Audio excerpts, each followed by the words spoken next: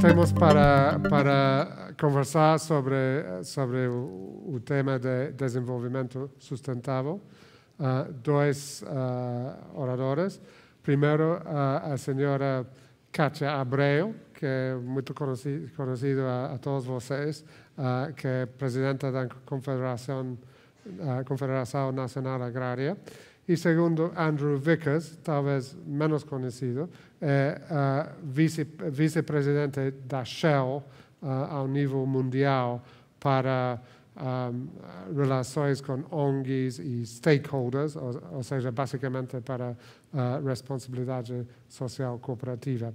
Vou convidar primeiro a senadora Kátia Abreu para vir a conversar, por favor.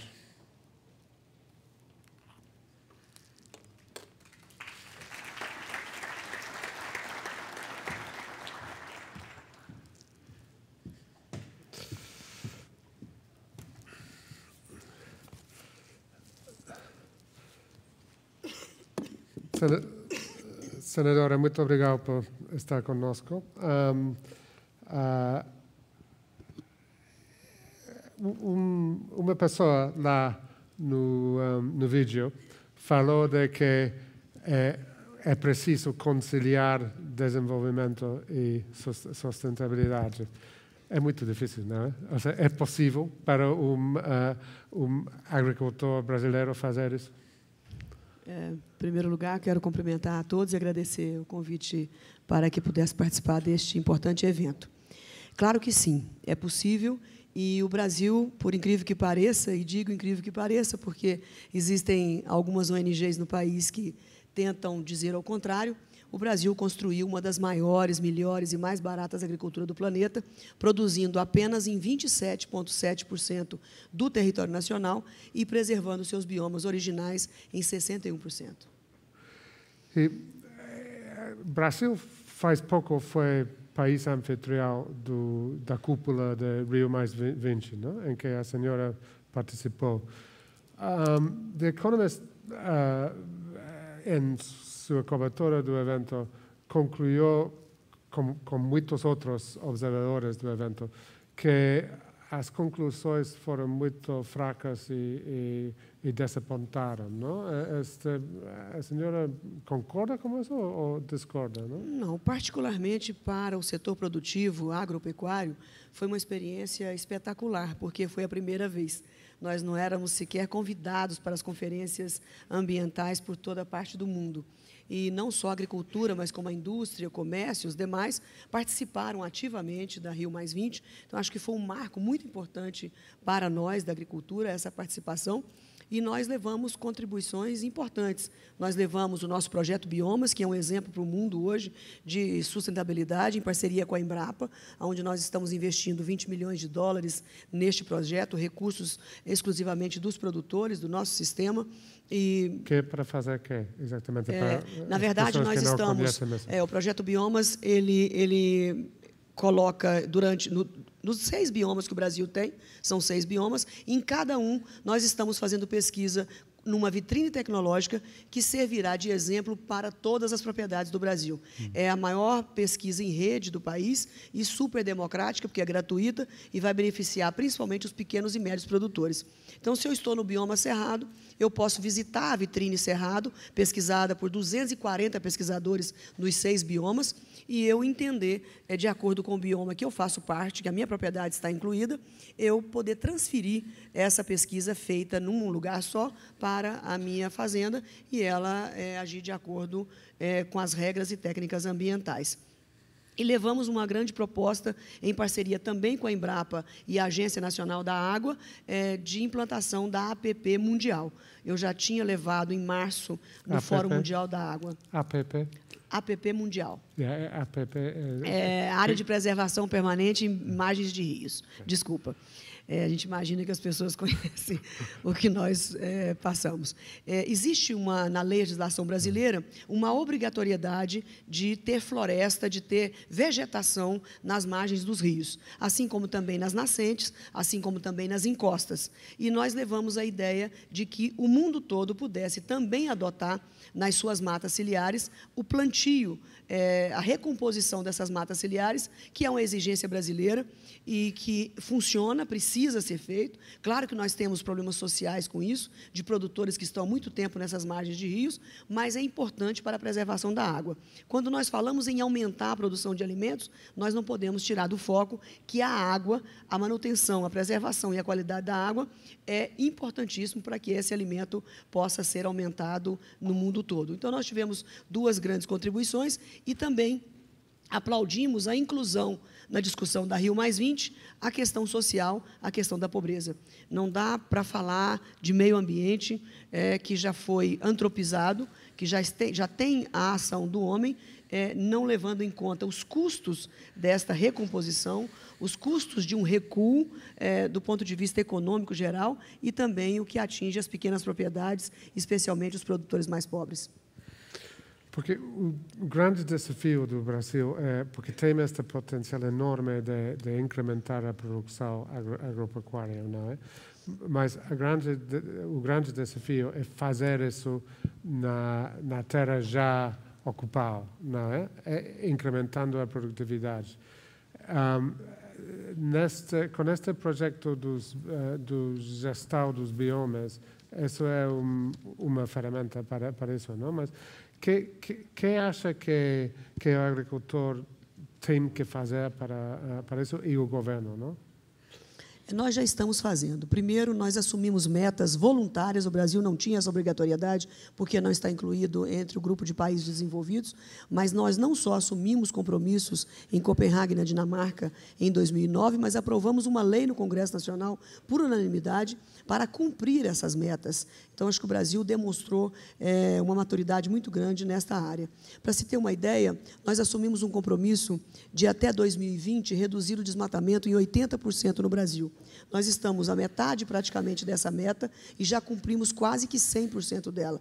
O desmatamento que veio inicialmente de 29 mil quilômetros quadrados, nós já estamos, em 2010, com 6 mil. E a meta, em 2020, é chegar a 5. Então, nós já estamos praticamente 10 anos antes da meta, com esta meta cumprida. Este é um mapa que eu gosto e tenho muito orgulho dele, que é um mapa muito simples. Esta parte amarela é a área de produção brasileira. E essa parte verde escura é aonde nós preservamos. Então, isso é para demonstrar que nós preservamos 61 dos nossos biomas e 27% de território de produção. Se você pegar esses 27%, aonde o Brasil produz esta grande agricultura, nós podemos ainda dobrar a produção de carnes ou podemos quase que triplicar a produção de grãos. De que forma? No mesmo espaço, sem desmatar nenhuma árvore, nós podemos implementar a agricultura, aumentando a produtividade no que diz respeito à tecnologia já existente, não tecnologia que ainda tem que ser pesquisada, mas a tecnologia existente. Se nós aplicássemos, de repente, toda a tecnologia existente hoje, nesses 236 milhões de hectares, que é esta área de produção do Brasil, nós poderíamos ampliar virtualmente esta área em mais 70 milhões de hectares. Se nós produzimos hoje 9 milhões de toneladas de carne, se todos esses 70 milhões fossem investidos em pecuária, nós poderíamos estar produzindo 16, 18 milhões de toneladas. E grãos, que produzimos 160 milhões hoje, se esses 70 fossem todos investidos em grãos, nós passaríamos a mais de 300 milhões de toneladas. E isso é fantástico. Um outro ponto importante é que nós temos ainda, no Brasil, em torno de 30 milhões de hectares irrigáveis, e nós só utilizamos hoje 5 milhões de áreas irrigadas. E nós sabemos o quanto é importante a irrigação. Ao invés de uma safra anual, como faz o Mato Grosso e outras áreas do meu estado Tocantins, que estão beneficiadas com polos de irrigação, nós conseguimos fazer 3 safras anuais, uma de grão, uma de fruta e uma de pecuária. Então, a irrigação deve ser um grande investimento, claro que, do ponto de vista técnico, muito bem observado, com uma gestão muito criteriosa de água, com autorizações rigorosas do ponto de vista técnico, para que não possa causar nenhum dano à questão e à produção de água no país. Tudo bem. Obrigatoriamente temos que falar um pouco do Código Florestal, não é? Mas é complexo para, acho que para o público brasileiro entender e para o estrangeiro ainda mais, não? Mas o Código Florestal, umas partes foram vetadas por a Presidente, se devolveu ao Congresso, o Congresso voltou a mudar e se fala de que a Presidenta bem pode voltar a vetar. E um dos temas principais lá é precisamente a proteção permanente nas beiras dos rios, não é? Por que é tão difícil chegar a uma transação? Não é? Existe, claro, as preocupações de toda a sociedade, que são preocupações justas. Todos nós estamos enfrentando esse tema, que é um tema de uma geração só.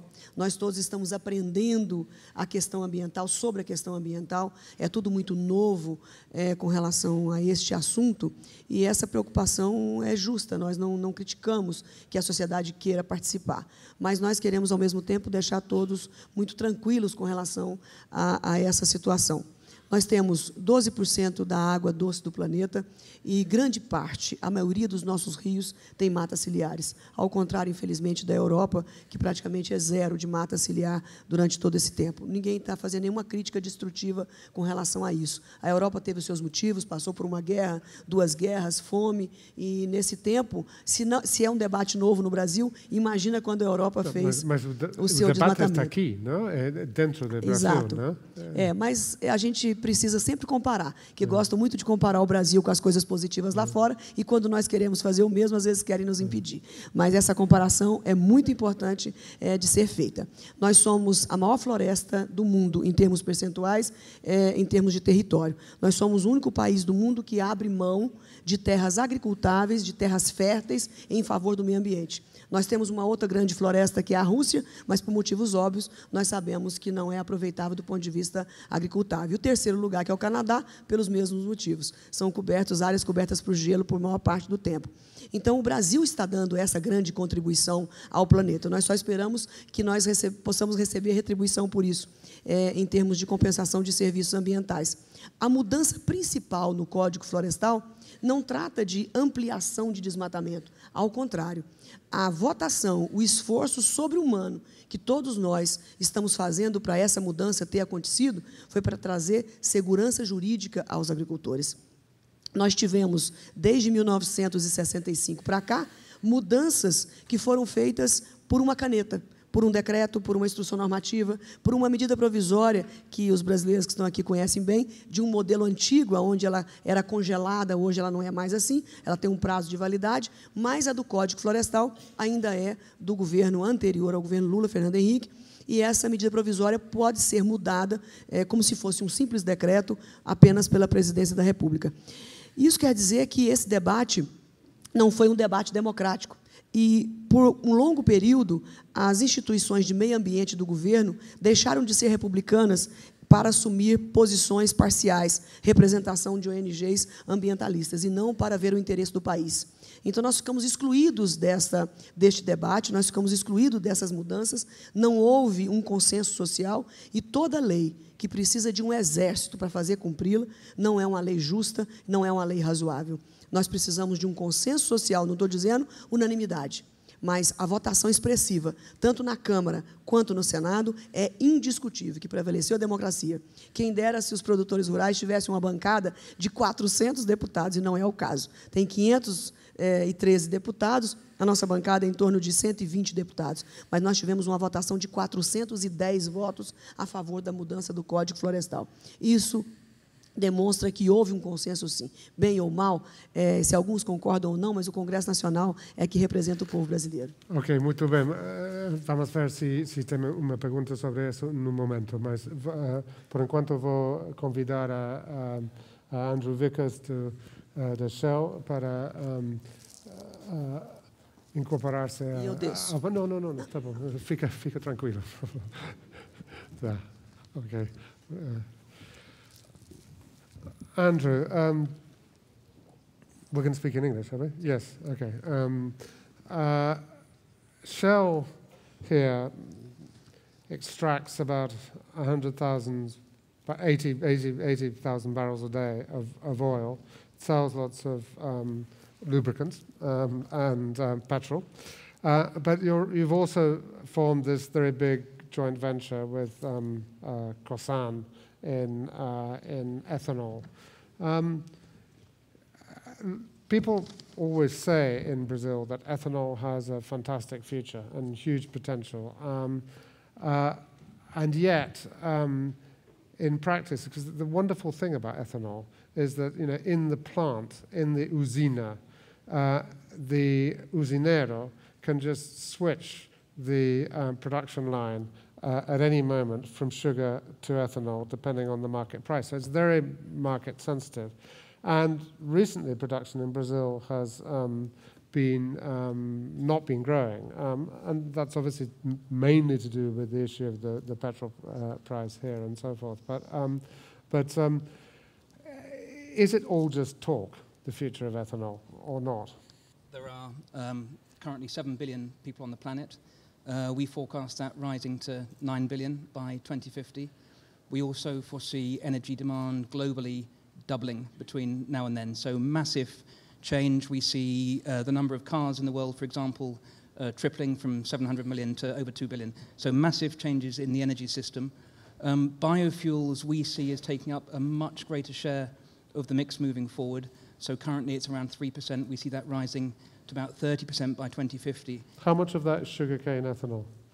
I'm not sure exactly what, but Brazilian biofuels, they're producing 2/3 less CO2, and back to the point we had earlier about CO2 target setting. So we think that biofuels are a key part of the future fuel mix moving forward. And what does that mean in terms of investment for Shell here in Brazil? And do you think you'll end up being more of a biofuel company here than an oil company? So what's happening here in Brazil is very much sort of playing out of the overall Shell Group strategy. So yes, we're moving into biofuels. That's one of our key planks moving forward. We're also moving deeper into gas. We're exploring for oil and gas here. So we've got 11 concessions, 9 of which are operated by Shell. So we see ourselves moving into both the biofuels area and the more traditional offshore and onshore hydrocarbon business. In the video that introduced this session, somebody said, you actually have to have development before you can have sustainability. And sustainability sounds very nice and it's very fashionable, but actually Brazil needs development. Do you disagree? So I think they go hand in hand. So as we heard from the chief executive of Petrobras earlier this morning, the percentage of GDP coming from energy-related activities could grow to 20% by 2020. So massive growth on the one hand. At the same time, I think corporate social responsibility has to go hand in hand with that, such that business operations leave a positive impact and minimize the negative impacts. To play devil's advocate, corporate social responsibility has become a sort of mantra that nobody dares say they're against. But, you could argue that the job of business is to make money for its shareholders who will invest to create jobs and to pay taxes to the government, and it's the government's job to look after social responsibility, and all the rest is propaganda. Okay. Am I wrong? Yes. Let me explain why, and I'll give you a very practical example. When I was working in Peru in the mid-90s, one of the first things we did, we were working next to Manu National Park, which people in the room may know is probably one of the most sensitive areas on the continent.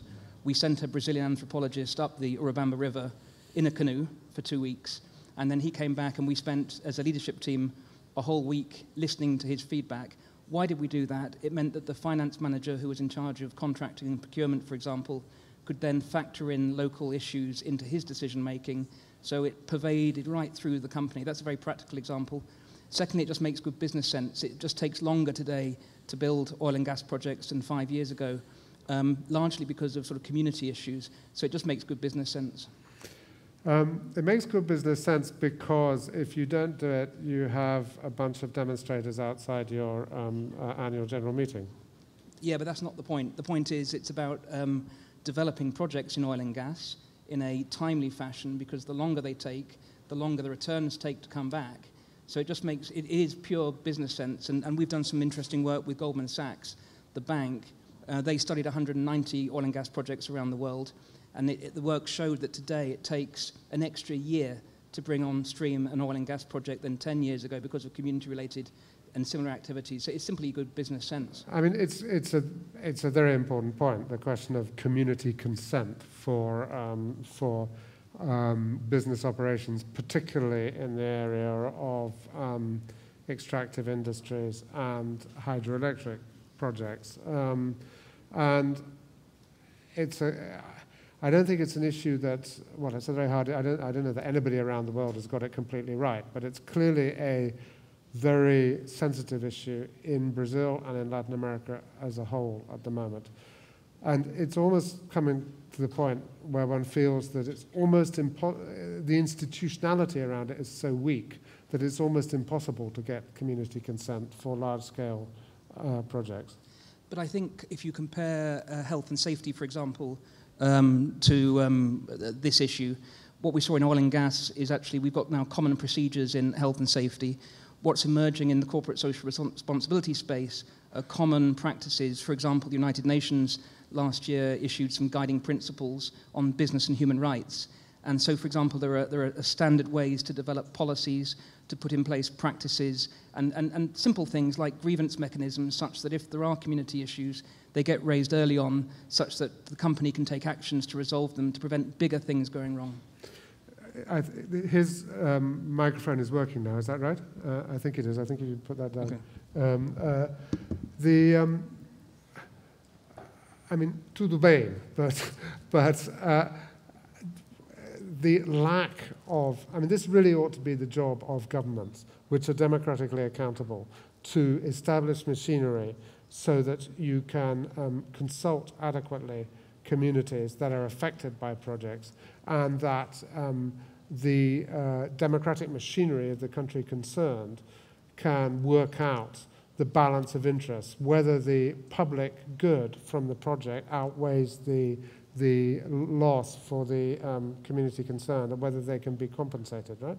And I just wonder whether corporate social responsibility has actually sort of distracted people from that central need. So I quite agree, it's important not to blur the lines. I'm sorry. I think you're absolutely spot on. It's important not to blur the lines between state and company. If I take human rights as a practical example of corporate social responsibility, it is the role of the state to protect, to put in place laws and to uphold the laws, but it's the role of companies to respect human rights and neighbours and communities. So I think there's a role for both. But I agree, you've got to be really careful that there isn't mission creep, because if companies start to behave as governments, I think that's a very slippery slope. Senadora, deixa-me aproveitar para perguntar sobre Belo Monte. A senhora está em favor de Belo Monte? Sim, a favor. A energia mais limpa que existe é a energia hídrica.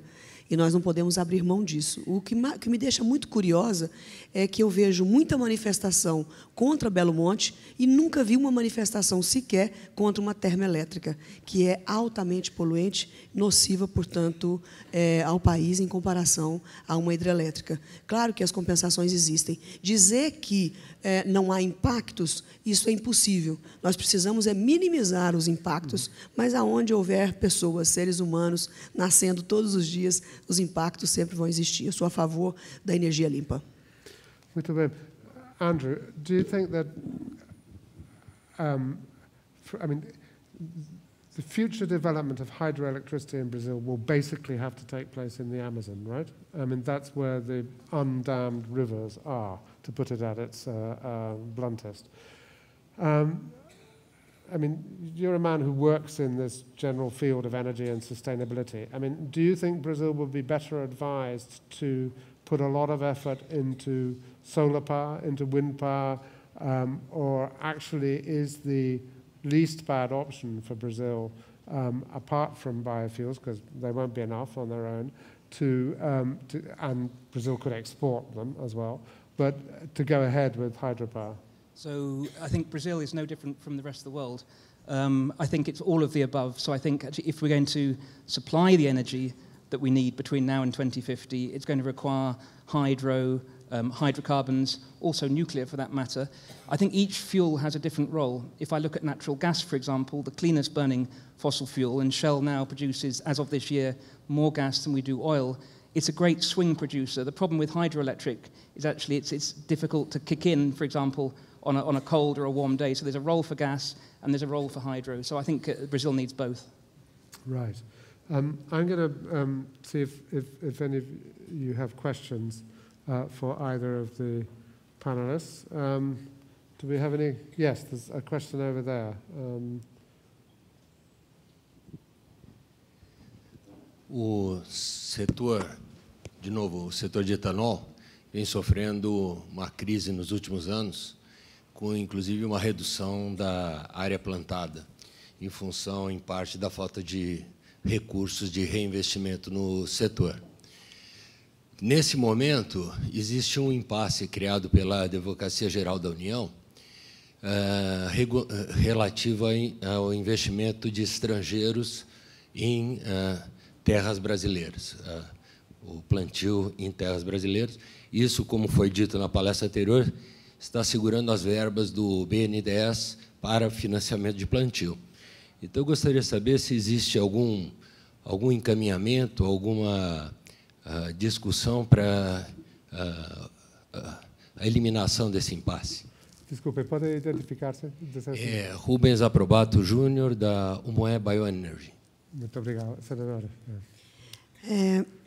Claro que existe, sim, uma demanda muito forte para que essa interpretação da AGU seja revista. A lei é a mesma, não mudou nada na legislação e nem no marco regulatório, a não ser a interpretação da AGU, que fez uma interpretação no passado e refez a interpretação em cima da mesma legislação. Então, eu acredito, sim, que há disposição para que ele seja revisto, porque está atrapalhando, inclusive, os investimentos não só na área de etanol, mas também na área da agricultura, na área do plantio de florestas, porque nós temos essas áreas que nós precisamos aumentar a produtividade e a produção para compensar o não mais desmatamento, que nós não podemos fazer, e os investimentos internacionais são da maior importância para que nós possamos acelerar o aumento dessa produção de alimentos. Nós não temos recursos suficientes no Brasil para implementar tudo isso. Seria alguns bilhões de reais, de dólares, para que esses 70 milhões de hectares pudessem ser implementados. Então, os recursos internacionais são importantes, sim. A CNA é a favor da revisão desta interpretação. Eu acho que o mundo globalizado tem que receber a todos e marco regulatório. As pessoas que vão vir para o Brasil, não interessa a nacionalidade, o importante é que obedecerão uma lei brasileira. Interessante que a CNA não gosta da reserva de Macau, parece que tem outros sectores que se gostam agora, não? Eu sou contra a reserva de mercado. Muito bem. Any other questions? Alguma outra pergunta?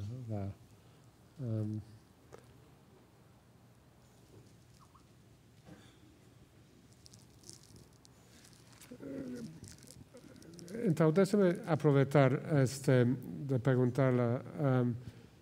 Li no jornal esta semana que o diretor da Embrapa renunciou e que tem críticas de que a Embrapa já não é o que era.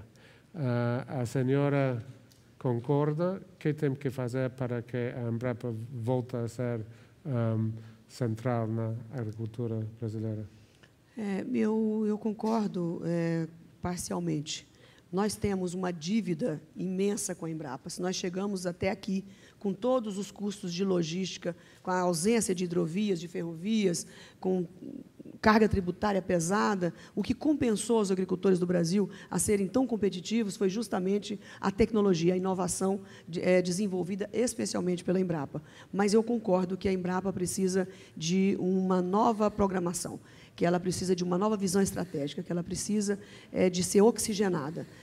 Os nossos técnicos, os nossos cientistas em prazo de 5, 6 anos, teremos uma aposentadoria quase que em massa desses cientistas. Nós precisamos, inclusive, absorver novos quadros e pensar no Brasil 2020, 2050. É um problema de, não sei, de influência política, de falta de meritocracia, ou é simplesmente que qualquer coisa que tem sido um sucesso por tanto tempo é preciso renovar-se de tempo em tempo? Meritocracia é a palavra-chave. Sou totalmente a favor. Acho que é um componente importante no serviço público, independente da grandeza da Embrapa, do trabalho dos cientistas. Eu acho que sempre a meritocracia cabe em todos os lugares, principalmente quando diz respeito a dinheiro público. E a senhora falou muito da visão de incrementar a produtividade na agropecuária. É factível para produtores pequenos entrar nisso? Muito obrigada. Agradeço a pergunta. Essa é a grande questão. Nós poderíamos dividir o Brasil rapidamente, o Brasil rural, em 3 classes de renda, a classe A e B, a classe C, D e E. É um absurdo imaginar que a classe A e B corresponde a 6% das propriedades rurais do país, mas são responsáveis por quase 80% do valor bruto da produção brasileira, tudo que é vendido da porteira para fora. E o contrário, 70% de produtores rurais, de propriedades rurais, vamos assim dizer, produzem menos de 9% do valor bruto da produção. O que está acontecendo no país e deverá ser revestido, com relação aos pequenos agricultores, eles não estão absorvendo os insumos tecnológicos. Se nós pegarmos o ano de 2011, 80% dos insumos tecnológicos da agricultura foram utilizados pela classe A, B e C, e apenas 11% utilizados pela classe D e E. E essa classe D e E está de posse de 1/3 das terras do país. Então, se nós aplicássemos tecnologia nestas áreas, exatamente poderíamos aumentar muito, onde nós contamos para aumentar a produtividade desses 70 milhões de hectares. Mesmo a classe média, que hoje está um pouco esmagada, diminuída, por conta de uma política agrícola equivocada que está sendo revisada. Quais são as providências? O governo deverá, nos próximos 2 meses, lançar uma agência nacional de extensão rural, resgatando a assistência técnica no país, que foi extinta em alguns governos anteriores. Foi uma proposta nossa, da CNA. Sem extensão rural, não há como disseminar tecnologia. Nós temos muita tecnologia pronta, guardada, que ninguém conhece, justamente por falta dessa disseminação, por falta de os meios e instrumentos que cheguem até a base, e pesquisas novas. Nós estamos preparando uma proposta para a presidente no sentido de financiar pesquisa privada, não só a pesquisa pública, não só a Embrapa e as nossas universidades, que contribuem tanto e que precisam de recursos, mas por que também não financiar com juros razoáveis, prazo longo, a iniciativa privada que está fazendo pesquisa do próprio bolso? Todos vão se beneficiar desta pesquisa. Destaco a agricultura de precisão, que é um instrumento maravilhoso, que praticamente pode ser usado em qualquer propriedade, especialmente nas pequenas e médias, onde nós poderemos economizar no custo de produção, fazer essas propriedades serem mais rentáveis, e precisamos de pesquisa urgentemente desses equipamentos e máquinas para viabilizar uma agricultura de precisão no país. Bom, muito bom. O tempo esgotou.